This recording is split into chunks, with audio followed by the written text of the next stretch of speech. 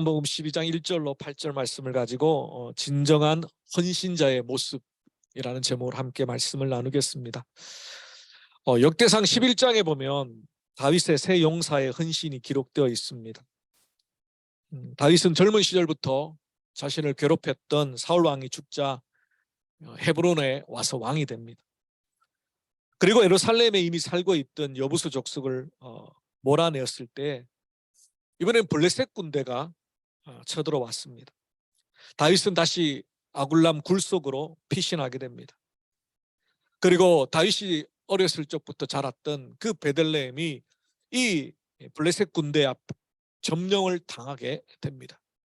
그때 안타까운 마음으로 다윗이 자신의 신세를 한탄하면서 어렸을 때부터 목마를 때 먹었던 베들레헴 그 성문 옆에 있는 운물에 물이 마시고 싶다라고 고백하게 됩니다. 근데 그 말을 듣고 세 명의 용사가 블레셋 적진을 뚫고 들어가 운물을 길러 옵니다. 근데 다윗이 도저히 그 운물을 마실 수가 없었습니다. 자신은 그저 신세를 한탄하면서 옛날 그 추억의 시원한 운물물을 먹고 싶다라고 넋두리처럼 고백했는데 그 이야기를 심각하게 받아들이고 자신의 목숨을 걸고 한 명도 아닌 세 명의 장군이 그 운물을 길러 왔기 때문에 다윗은 이것은 물이 아니라 당신들의 피다 그렇게 고백하면서 그것을 안타까워했던 내용이 나옵니다. 그렇습니다. 이 세 사람의 헌신의 모습은 어떻게 보면 참 무모하기도 하고 정말 다윗이 원하는 것은 물이 아니라 바로 다윗을 위로해주고 하나님과 함께 하시는 왕이시여 낙심하지 말고 우리가 옆에서 함께 도와줄 테니까 블레셋을 싸워 이겨나갑시다 라고 격려하는 것, 그것이 어쩌면 다윗에게 꼭 필요했던 모습입니다. 자신의 목숨을 걸고 구해온 물이 아니라, 그래서 다윗이 차마 마실 수 없는 그 물이 아니라 어쩌면 그 상황 속에서도 블레셋이 베들레헴을 침략한 상황 가운데서도 한결같은 모습으로 다윗을 위로하며 격려하며 함께 목숨을 걸고 전쟁터에 나갈 수 있는 그런 헌신된 모습의 군사, 장군, 그것이 더 필요하지 않을까. 그럼에도 불구하고 다윗 왕을 위해서 자신의 목숨을 걸고 물을 구하기 위하여 적진에 뛰어들었던 이들의 충성된 모습은 우리에게 많은 것들을 생각하게 합니다. 우리는 해마다 이맘때가 되면 내년의 사역들을 계획하고 일꾼들을 세우며 기도합니다. 또 반대로 성도님들의 입장에서는 이맘때만 되면 목사님이 강대상에서 내년을 이야기할 때 부담스러울 수 있겠다 하는 생각을 얼마 전부터 하게 되었습니다. 내가 스스로 자신을 돌아볼 때에 아직까지 신앙적인 준비가 되어 있지 않거나 또 주님의 교회를 섬길 수 있는 그런 환경과 형편이 완벽하게 갖추어지지 않았거나 어쩌면 자신의 모습을 바라봤을 때 누구보다도 나를 내가 잘하니까 아직까지 나는 안 돼, 부족해, 나보다 더 귀한 분들이 섬겨야 돼 라고 자꾸만 뒤로 물러갈 수가 있습니다. 그런데 우리는 특별히 예수 그리스도를 믿는 하나님의 백성, 예수 그리스도께서 값없이 우리에게 자신의 생명을 내어주셨음을 믿는 신앙의 고백 가운데 있는 우리 그리스도인들은 평생의 삶이 하나님 앞에 드려진 헌신의 삶이어야 한다는 것을 잘 알고 있습니다. 여러분, 우리 일생이 그렇게 길지 않는 것 같아요. 우리의 젊음도 금방 지나가고 우리의 기력도 우리의 머리도 우리의 건강도 금방 지나갑니다. 정말 하나님의 부르심이 있을 때 하나님이 하나님의 나라를 위하여, 하나님의 백성들을 위하여 일하라고 부르실 때, 필요로 할 때, 부족하지만, 연약하지만 주님, 제가 최선을 다하겠습니다. 이것이 바로 은혜 받은 하나님의 백성의 모습이 아닐까 생각해 봅니다.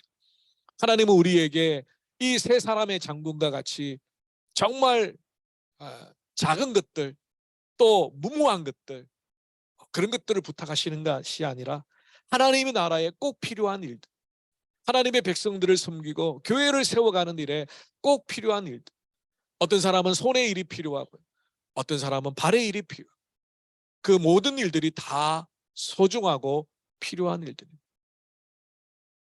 그러므로 우리 모두는 하나님 앞에 헌신된 자로서 올 한 해 어떻게 잘 섬겨왔는가 우리를 돌아보고, 내년에는 하나님 기뻐하시는 참된 헌신의 사람으로 어떻게 섬겨갈까 다시 한번 고민하는 그런 시간이 되기를 원합니다. 우리가 읽었던 본문 가운데 예수님의 주변에 몇몇의 사람이 등장합니다. 과연 예수님이 기뻐하시는 참된 헌신의 사람은 누구일까요? 복음서를 쭉 보면 예수님 주변에는 늘 많은 사람들이 있었습니다. 예수님이 부르셨던 제자들도 있지만 예수님을 따라다니겠다라고 했던 무리들도 있었고요. 그리고 자신이 예수님의 제자가 되고 싶다라고 찾아왔던 부자 청년도 있었고요. 낮에는 찾아올 수 없었지만 밤에 몰래 예수님을 찾아왔던 니고데모도 있었습니다. 그러나 그 모든 사람들이 다 하나님의 나라를 위하여 헌신된 일꾼들이 아니었습니다. 더러는 곁길로 나가기도 하고, 더러는 중도에 포기하기도 했고요. 더러는 예수님의 책망을 받기도 했습니다. 우리의 헌신의 모습은 어떠한가? 오늘 본문에 등장하는 이 네 부류의 사람들의 모습을 말씀의 거울로 비추어 보면 나는 어떤 헌신자인가? 나는 앞으로 어떻게 헌신하기를 원하는가? 우리 자신을 돌아보기를 원합니다. 첫 번째 부류는요, 다른 유다와 같은 사람들이 있습니다. 겉으로는 헌신자처럼 보이지만 속으로는 배신자인 사람입니다. 다른 유다는 예수님의 12제자 중에 한 사람으로 부르심을 받았습니다. 그래서 3년을 예수님을 따라다녔습니다. 예수님이 가장 가까이에서 예수님의 말씀을 들었습니다. 예수님이 죽은 자를 살리시는 것도 보았습니다. 예수님께서 풍랑을 잠잠케 하는 것도 보았습니다. 예수님께서 병든 자들을 살리시는 것도 보았습니다. 그런데 그것이 가룟 유다에게는 아무런 변화의 능력이 되지 못했다는 겁니다. 자신의 고향과 가족을 버리고 예수님께 온전히 헌신한 것처럼 보이지만, 그러나 예수님을 향한 진실한 믿음이 없고, 아니 예수 그리스도를 한 번도 나의 주님으로 영접한 적이 없기 때문에 그는 아이러니하게도 수많은 기적과 능력을 가장 가까이에서 경험, 천국의 말씀을 바로 앞에서 들었음에도 불구하고 그는 결국 예수님을 부인하고 팔아버리는 배신자가 됩니다. 그런 가룟 유다의 본심이 적나라하게 드러나는 본문이 오늘 본문의 말씀입니다.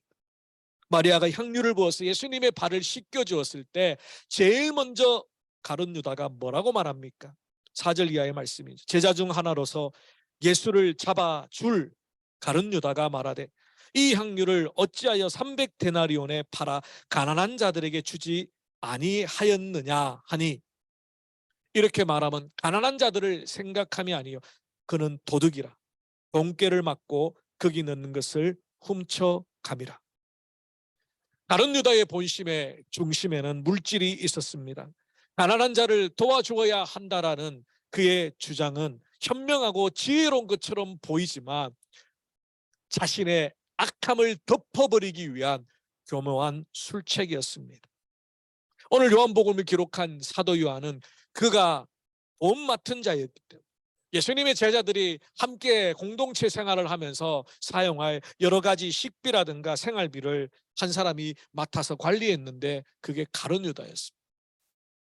아마 셈에 빠르고 또 규모 있게 살림을 잘 살았던 모양입니다.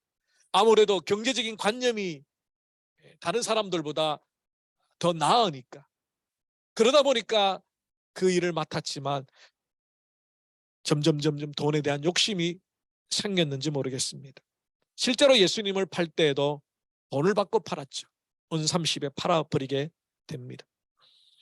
그리고 4절 말씀처럼 그 마리아가 예수님의 발을 씻기기 위하여 붓는 그 향유가 얼마의 값어치가 있는지를 정확하게 지적합니다. 300데나리온짜리. 저는 명품 이런 거를 잘 몰라요. 물론 뭐 명품을 살 만한 경제적인 여유가 없을 뿐만 아니라 종종 이제 제가 명품이다, 그렇게 생각을 하기. 그래서 성도님이 좋은 가방을 들고 와도 저는 몰라요. 좋은 가방 들고 안 오셔도 괜찮아요. 좋은 신발, 제가 메이크 잘 몰라요. 이번에 한국에 가서 서울역에서 기차를 이제 타고 와야 되는데 시간이 조금 남아서 바로 서울역과 붙어 있는 무슨 이렇게 백화점인가 쇼핑몰이 있더라고요. 그 운동화를 1년 동안 신었더니 이렇게 다 굽이 다 이렇게 낡았어요.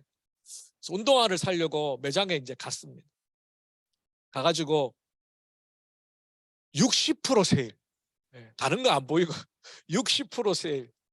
거기에 꽂혀가지고 그 신발을 샀습니다. 메이크입니다. 메이크. 아디다스. 메이크. 그걸 가지고 와서 저희 아버님께 자랑을 했습니다. 아버지, 서울에 갔더니 세일을 엄청나게 해가지고 신발을 뭐 10몇만 원짜리 신발을 4만 원인가 5만 원에 샀습니다. 막 자랑하면서 아디다스입니다. 막 자랑을 했더니 제 아버님이 한 말씀 하시더니 그 가짜 아니가? 그 신발 그렇게 싸게 판다고. 그것도 서울에서. 근데 가룟유다가 정확하게 알았어요. 그게 얼마치인가. 저거 몇만 원짜리 가방인데, 저게 얼마짜리 티셔츠인데. 뭐 그런 것을 입고 다닌다고 제가 비난하거나 뭐 그런 성도님들에게 왜 그렇게 하셨습니까? 이렇게 말하지 않습니다. 다만 가룟유다의 모습이 어디에 특화되어 있는가, 어디에 집중되어 있는가, 어디에 우선순위가 있는가, 어디에 마음이 있는가. 예수님께서 마태복음에 말씀하시죠. 네 마음이 있는 것 어디냐? 네 보물이 있는 것이다. 뒤져 말하면 네 보물이 있는 곳에 네 마음이 있는데 네 마음이 지금 어디에 있느냐는. 여러분, 이 예배의 자리에 앉아 있지만 여러분의 마음이 어디에 있습니까? 일주일간의 삶 가운데 여러분의 마음이 어디에 쏠려 있습니까? 몸이 약한 사람은 건강에 관심이 많겠죠. 또 정말 건강하게 오래 살기를 원하는 그런 마음 때문에 건강을 챙기는 것, 뭐 나쁜 게 아니에요. 그 죄가 아닙니다. 그런데 그 건강도 하나님의 손에 달려있죠. 우리의 생명, 우리의 모든 것, 정말 하나님께서 우리를 붙들고 가시지 아니하면 우리는 바람 앞에 등불과 같이 초라하고 연약한 자. 어쩌면 우리 청년들, 젊은이들은 좋은 대학, 좋은 직장, 그 좋다라는 개념이 등망이 있거나 존경받는다기보다는 경제적으로 부유하고 안정적인 그런 것들을 추구하며 나아갑니다. 우리 그리스도인들은 선한 영향을 끼칠 수 있는 고위관직이나 또 선한 영향을 끼칠 수 있는 좋은 직장을 가져야 되겠죠. 그런데 더 중요한 것이 있습니다. 우리가 어떤 일을 하든 어떤 삶의 자리에 있든 하나님과 함께함, 하나님 앞에 사는 삶, 코람되어 내가 하나님 앞에 지금 살고 있는 삶이 단순히 밥 벌어먹기 위해서 세상 사람들처럼 돈 버는 게 아니라 하나님 앞에서 내게 주어진 이 사회를, 하나님이 만드신 이 세상에 선한 영향을 끼치는 봉사의 직분. 우리 교회 집사님들 다양한 직종이 있잖아요. 여러분 중에 혹시 강도가 직업인 분 계신가요? 도둑질이 직업이신 분 계신가요? 없죠. 그 외에 도둑질하고 강도질하고 나쁜 짓하는 그건 직업이 아니죠. 죄를 짓는 것. 그 외에 모든 직장은, 모든 일은 다 하나님의 영광을 위하여, 하나님 나를 위하여 여러분들이 일하고 있는 겁니다. 물론 가족을 위해서, 생계를 위해서, 돈을 벌기 위해서 일을 하지만 주객이 전도되기를 원합니다. 여러분, 돈 벌기 위해 일하는 게 아니에요.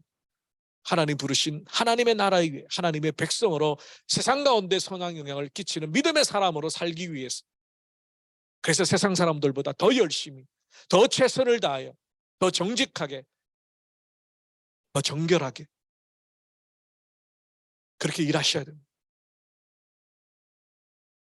오늘 가룟 유다는 마리아가 향유를 붓는 그 모습을 정확하게 말하면서 가난한 자들에게 나누어 줘야 한다라고 주장하지만 결국 그는 은삼십에 예수님을 팔아버리는 배신자가 됩니다. 내게 다가오는 상황이 좋지 않다고, 환경과 형편이 바뀌었다고, 내가 손해볼 것 같다고, 내게 불이익이 떨어질 것 같다고 언제든지 예수님을 팔아버릴 수 있는 사람, 외면할 수 있는 사람, 부인할 수 있는 사람. 참 가룟 유다가 어디까지 약해졌는지 아십니까? 성경에 보면 예수님이 밤새도록 겟세마네 동산에서 기도하고 내려오시니까 이 대제사장과 또 서기관들의 하인들이 예수님의 얼굴을 잘 구분할 수 없잖아요. 캄캄하니까 누가 예수님인지 모르니까. 아마 착수금을 얼마 받고 마지막 예수님을 넘겨야 돈을 다 받는지는 모르겠지만 마지막까지 가룟 유다는 이렇게 말합니다. 마태복음 26장 47절 이하의 말씀입니다. 12 중에 하나인 유다가 왔는데 대제사장들과 백성의 장로들에게 파송된 큰 무리가 칼과 뭉치를 가지고 그와 함께하였더라. 예수를 파는 자가 가룟 유다죠. 그들에게 군호를 짜 이르되 내가 입맞추는 자가 그이니 그를 잡으라. 군호를 짠다는 것은 스크럼을 이렇게 짜는 겁니다. 그래서 예수님이 사람들 틈 사이에, 제자들 틈 사이에 옆으로 빠지지 않도록, 새 나가지 않도록 물 믿듯이 스크램을 짜고 밀어 올라가는 거예요. 그리고 마지막으로 내가 사인을 줄게. 내가 입 맞추는 그 사람이 예수다. 확실하게 잡아라.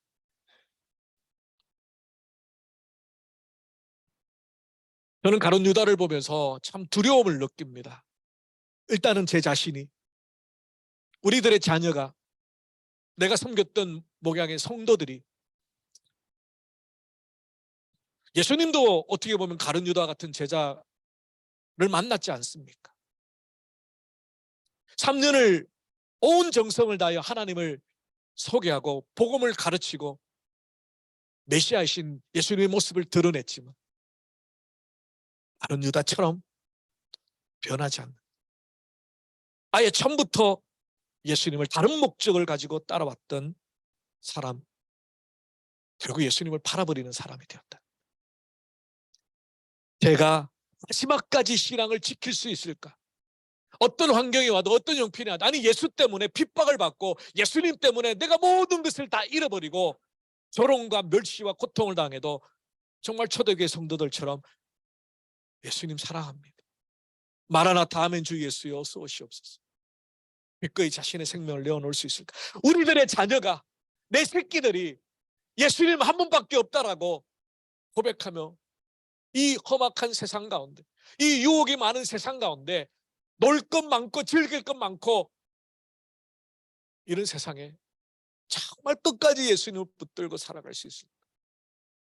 내가 섬기고 내가 기도하는 주님의 백성들, 우리 제자교회 성도님들, 물론 뭐 다른 교회를 가고 이런 걸 떠나서 마지막까지 예수 그리스도를 주님으로 고백하는 신앙의 사람으로 승리할 수 있을까? 대학부 시절에 함께 신앙생활했던 그 믿음의 선배들, 정말 열심히 찬양하고 가르치고 선교의 자리에 나가고 헌신했던 그 선배들이 지금은 교회 쫓아가지 않는다는 쓸쓸한 이야기를 들을 때, 그때 그 선배들이 함께 찬양하고 선교 현장에 가고 캠퍼스에 가서 목이 외쳐라 전도했던 그건 다 그럼 가짜인가? 그런 회의감이 밀려옵니다. 눈물로 기도하며 함께 말씀으로 양육했던, 동고동락했던 성도들이 한참 시간이 지나고 소식을 물으니까 교회를 떠나버렸다. 예수 안 믿는다는. 참, 예수님이 가룟 유다를 바라볼 때 어떤 마음이셨을까? 차라리 나지 않았으면 더 좋았을 뻔했다라고 말할 정도로 예수님은 안타까워했습니다. 아이러니하게도 그 가룟 유다에게 팔려서 예수님은 십자가의 죽으심으로 우리를 구원하시는 구원의 역사를 이루었습니다. 그렇다고 가룟 유다가 하나님께 쓰임을 받았지만 의의 도구가 아니라 불의의 도구로 쓰임받습니다. 하나님은 의롭고 선한 자들만 사용하시는 게 아니라 때로는 악한 자들을 사용하셔도, 악한 자들의 악함을 사용하셔도 결국은 하나님의 나라를 이루어 가시다. 그런데 우리는 불의의 도구로 쓰임 받지 않기를 원합니다. 의의 도구로 쓰임 받기를 원합니다. 의의 도구로 쓰임 받다가 하나님의 나라에 하나님 품에 안겼을 때에 착하고 충성된 종아 위로하시는, 우리의 눈물을 닦아주시는 하나님을 만나기를 원합니다.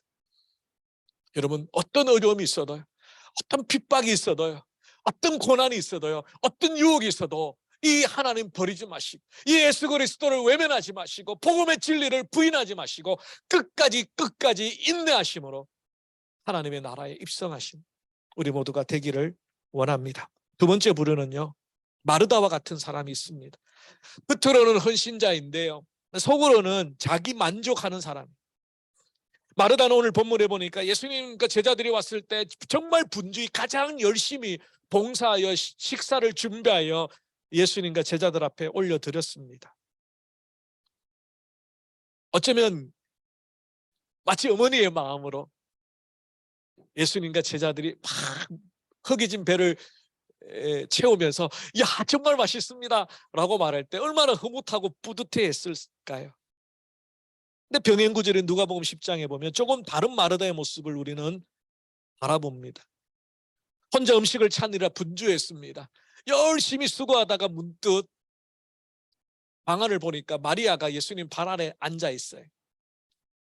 근데 거기까지 그냥 멈췄으면 괜찮은데 이제 마르다의 마음속에는 불평과 원망이 올라오기 시작합니다. 왜 나만 고생해야 되는데?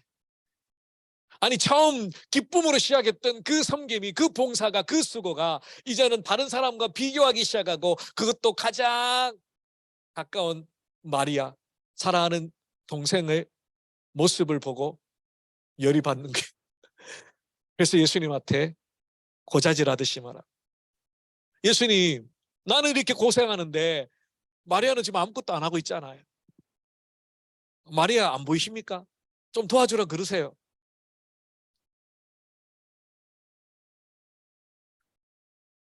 마르다 이 한마디 속에는 예수님과 마리아 모두를 향한 질타와 원망이 담겨져 있죠. 마치 자신을 돕지 않고 있는 마리아를 판단하고 정죄한 그런 모습을 용납하는 예수님까지도 마르다는 불평하기 시작했습니다. 그렇습니다. 우리는 때때로 마르다 같이 우리의 헌신과 충성을 할 때가 있습니다. 누구를 위한 것인가? 정말 예수님을 위한 것이었다면, 예수님의 정말 참된 기쁨은 허기진 배를 채워주는, 그래서 분주하여서 예수님의 말씀도 놓쳐버리고 마리아를 원망하며 그렇게 주방에 있는 마르다보다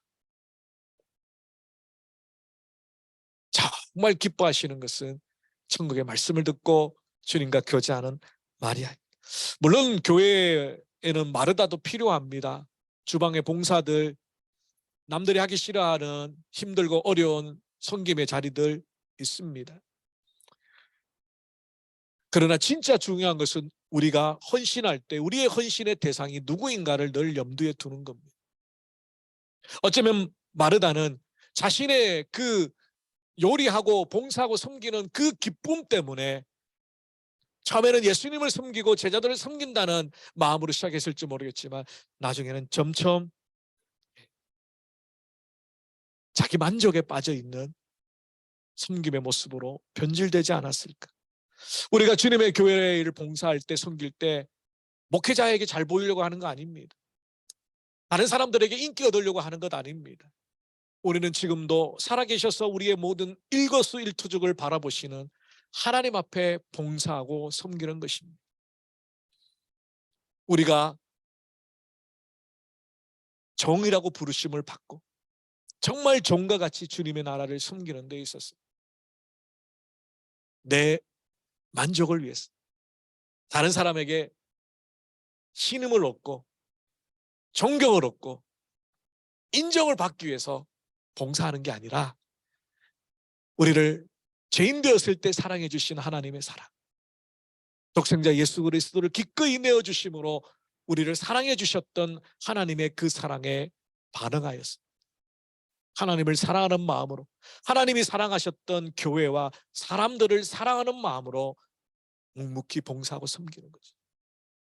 그래서 마태복음에 예수님이 이렇게 말씀합니다. 이 작은 소자에게 냉수 한 그릇 떠준 것도 하나님께서 다 갚아주시겠다. 여러분의 봉사와 수고가 하늘로 훅 날아가 버리는 게 아니에요. 때로는 목사님이 몰라주고 때로는 사람들이 몰라줘도 이름 없이 빚도 없이 그곳에서 주님을 향한 마음으로 섬기는 그 모든 일들이 하나님 앞에 참된 헌신이 된다는 겁니다. 하나님을 의식하고 섬기지 않을 때에 우리의 섬김은 때로는 다른 사람들을 향한 판단이 됩니다. 마치 마르다가 마리아를 판단하는 것처럼, 나는 이렇게 열심히 하는데 당신은 왜 빈둥빈둥 놀고 있는, 나는 이렇게 최선을 다해 섬기는데 당신은 왜 늘 섬김을 받으려고만 하는, 그런 판단과 정죄가 결국에는 우리의 봉사의 의미를 퇴색시키는, 우리는 주어진 자리에서 믿음의 분량대로 받은 바 은혜대로 하나님 앞에 내가 최선을 다해 섬기면 됩니다. 그리고 나머지는 하나님께서 갚아주십니다. 세 번째 부류는 나사로와 같은 사람입니다. 겉으로는 헌신자처럼 보이지만 속으로는 감독자, 대접받기를 원하는. 오늘 본문 1절에 보면 유월절 엿새 전에 예수께서 베다니에 이르시니 이것은 예수께서 죽은 자 가운데서 살리신 나사로가 있는 것이라. 요한복음 11장 앞장에서 나사로는 나흘 만에 죽었다가 살아났습니다. 마리아나 마르다도 감격스러웠겠지만 가장 감격스러운 사람이 누굴까요? 죽었다가 살아난 나사로 아니겠습니까? 당사자가 얼마나 감격스럽고 기쁘고 정말 예수님이 다시 찾아왔을 때, 오늘 요한복음 12장에 이 예수님을 맞이하고 정말 예수님 뭐 불편한 게 없는지 이렇게 분주하게 섬김의 자리에 있어야 되는데, 오늘 보니까 2절에 보니까요, 마르다는 일을 하고 나사로는 예수와 함께 앉은 자 중에 있더라. 여기서 앉은 자라는 이 구절이 혹시 성경 중에 각주가 있는 성경이 있는 분이 계실까요? 그 각주를 찾아보면요, 앉았다가 아니라 비스듬히 누워있다라는 뜻입니다. 근데 유대인들의 식사법은 우리처럼 이렇게 식탁에 앉아서 먹는 게 아니라 비스듬히 기대어서 식사를 합니다. 그러니까 누워서 아주 편안한 자세. 누가 손님이고 누가 주인인지 모르겠습니다. 정말 기쁨으로 감사함으로 예수님과 제자들을 대접하고 섬겨야 되는 그가 오히려 비스듬히 누워서 제자들 무리 속에 끼어서 대접을 받고 있는 나사로의 모습. 저는 이 나사로의 모습이 마치 헌신자의 모습이 아니라 대접받기를 원하는 감독자의 모습으로 보여집니다. 사실 이 나사로를 기념하는 교회들이 있습니다. 성경에 기록되어 있지 않지만 이 나사로가 예수님이 살려주신 이 은혜 때문에 감격하여 주님의 복음을 전하는, 그래서 바울과 또 바울로와 함께 복음을 전하러 나갔다, 뭐 그런 성경의 기록이 아닌 이외의 역사의 기록들이 있습니다. 그럼에도 불구하고 오늘 본문의 나사로의 모습은 정말 주님 앞에 구원받은 자의 감격, 다시 죽음의 무덤에서 나와 되살림을 받은 자의 헌신의 모습은 아닌 것 같습니다. 실제로 복음서 어디에도 나사로에 대한 언급이 없습니다. 부자와 나사로의 그때 비유에 나오는 나사로는 오늘 본문의 나사로가 아닙니다. 그냥 동명이인의 가상의 인물이죠. 그렇게 보면 요한복음에서 나사로는 오늘 본문에 등장하는 것으로 끝이 나죠. 그냥 사람들과 함께, 제자들과 함께 대접받기 위하여 누워있더라. 그렇습니다. 우리는 때때로 일할 때가 많습니다. 진정으로 헌신한다는 것은 나를 희생하고 드리고 내어주는 것, 나를 먼저 살려주신, 우리를 구원하여 주신 하나님의 은혜 가운데 반응하는 것이, 예배도 그렇고요, 봉사도 그렇고요, 섬김도 그렇습니다. 시대가 점점점 지나갈수록 교회 안의 봉사와 섬김이 조금 달라지고 있는 것 같아요. 물론 성도님들의 헌신과 수고로 교회가 세워지고 이루어져 가는데, 때로는 자신의 시간을 드리고 열정을 드린다는 것이 부담이 될 수 있습니다. 다른 사람들보다 더 일찍 예배를 준비하고, 일부 예배 교사들 같은 경우는 그 아이들을 데리고 더 일찍 나오세요. 그런 수고와 헌신을 그들이 감당하면서도 하나님 앞에 감사하고 감격할 수 있는 것은 바로 하나님께서 주신 은혜가 귀하기 때문에, 그것을 알기 때문에 그렇게 섬기는 것이 아닐까. 우리가 헌신하고 충성한다는 명목하에 대접받고 인정받기를 원할 때가 있습니다. 비록 하나님의 크신 은혜를 누리고 있지만 우리가 연약한 인간이기 때문에 우리가 조금만 섬기고도 큰 칭찬과 인정을 받고 싶은 욕구들이 있습니다. 그런데 참된 헌신자는 사람의 인정과 욕구가 아니라 하나님의 인정, 하나님의 칭찬, 마지막 날 심판 때에 우리가 섰을 때에 우리의 삶을 셈하시는 하나님, 그 하나님 앞에 면류관으로 상급으로 갚아주시는 하나님을 바라보며 나아가는 그런 진정한 헌신자가 되기를 원합니다. 마지막으로 네 번째 부류는 마리아와 같은 사람이죠. 그의 헌신의 모습은 한결같습니다. 그리고 자신의 전부를 내어서 예수님을 섬기고 있습니다. 3절에 보면 지극히 비싼 향유라 그랬죠. 나드 한 근을 가져다가 예수님께 붓고 자신의 머리털로, 여인의 머리털이라는 것은 정말 소중한 사랑의 표현이지 않습니까? 그것으로 예수님을 섬깁니다. 뿐만 아니라 자신이 이제까지 모아두었던 향유를 부었습니다. 옥합을 깨뜨려 그 향유를 부어 예수님의 발을 씻겨드립니다. 신약의 학자들은 이 향유가 무엇일까? 마리아는 예수님을 인하여서 그의 삶이 회복되었고 상처가 싸매어졌습니다. 예수님의 말씀 때문에 천국의 소망을 가지고 하나님의 자녀가 되었습니다. 그가 새로운 인생을 기획하면서 준비하면서 결혼 지참금으로 모아두었던 향유를 기꺼이 깨뜨릴 수 있었던 것은 그만큼 예수님이 그의 삶에 중요한 의미가 있었기 때문에, 그래서 그의 전부인 것 같은 향유를 깨뜨려 예수님 앞에 드립니다. 여러분 잘 아시는 것처럼 예수님이 십자가에 달리셨을 때에 안식일 전이었습니다. 급하게 예수님의 시신이 처리됨으로 말미암아 제대로 된 장례 절차가 없었습니다. 그런데 예수님은 오늘 이 향유를 부으는 마리아의 이 모습이 나의 장례를 위한 절차라고 설명합니다. 7절 말씀이죠. 예수께서 이르시되 그를 가만두어 나의 장례할 날을 위하여 그것을 간직하게 하라. 마리아의 헌신, 마리아의 이 섬김이 장차 예수 그리스도의 죽음과 부활을 예표하는 중요한 사역이 되었다는 것입니다. 여러분, 우리는 하나님 앞에 또한 어떠한 은혜로 부르심을 받았습니까? 아직까지 헌신할 준비, 아직까지 교회를 섬길 그런 단계가 되지 않았다고 생각하십니까? 모든 사람은 헌신자입니다. 모든 그리스도인들은 자신의 믿음과 상황과 환경의 분량에 따라 하나님 앞에 헌신하는 믿음의 사람입니다. 부디 우리의 전부를 들여서 향유를 깨뜨린 이 마리아처럼 내가 할 수 있는 최선을 다해서 하나님을 섬겼으면 좋겠습니다. 하나님, 우리를 구원하신 그 은혜에 반응하시기를 원합니다. 말씀을 정리하겠습니다. 사랑하는 성도 여러분, 우리는 하나님의 은혜로 값없이 구원받은 하나님의 백성입니다. 우리의 하루하루의 삶이 하나님 앞에 반응하고 헌신함으로 우리의 믿음이 자라게 됩니다. 여러분, 아무것도 하지 않는다고 해서 편안하고 안락할지는 모르겠지만 우리의 신앙은 섬기고 봉사하고 가슴으로 그것을 위하여 기도하고 끌어안고 몸부림칠 때 우리의 신앙이 자라게 됩니다. 신앙이 자라고 하나님의 나라의 일꾼으로 함께 하나님의 동력자로 주님의 일을 감당하시는 여러분이 되시기를 원합니다.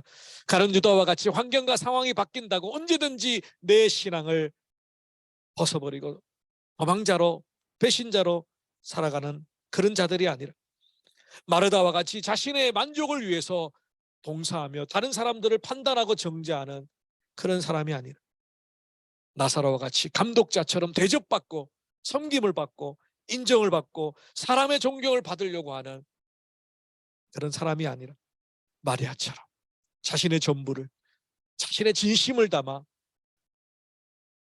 다른 유다가 어떤 불평을 하든 상관없이 주님만을 바라보고 주님의 발 앞에 엎드려 그 옥합을 깨뜨리는 그런 우리들이 되기를 원합니다.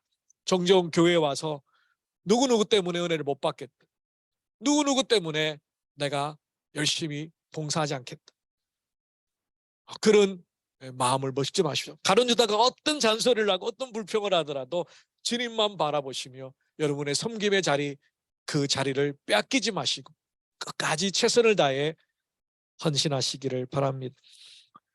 해마다 연말을 되면 새로운 일꾼들을 구합니다. 예수님의 말씀이 참 이때는 위로가 돼요. 마지막 때에 추수할 것은 많은데 일꾼이 없을 때 주인에게 구해라. 주님, 추수할 일꾼을 허락하여 주시옵소서. 내년에도 우리의 교회 말씀의 사역들, 돌봄과 양육의 사역들, 우리 주일학교 학생부 많은 도움의 손길들이 필요합니다. 여전히 세워질 믿음의 일꾼들이 필요합니다.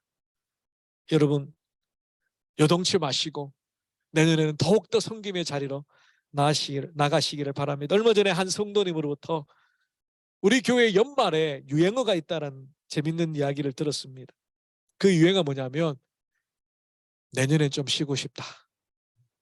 이게 유행어처럼 이분 저분에게서 나온다는 거예요.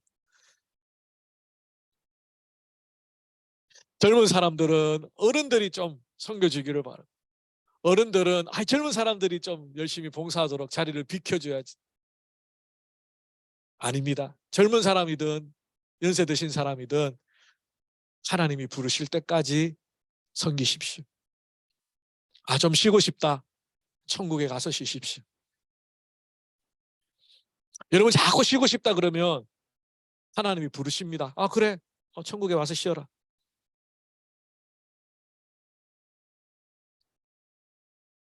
우리에게는 하나님이 부르시는 그 마지막까지 사명이 있다는 뜻이라고 말씀드렸습니다.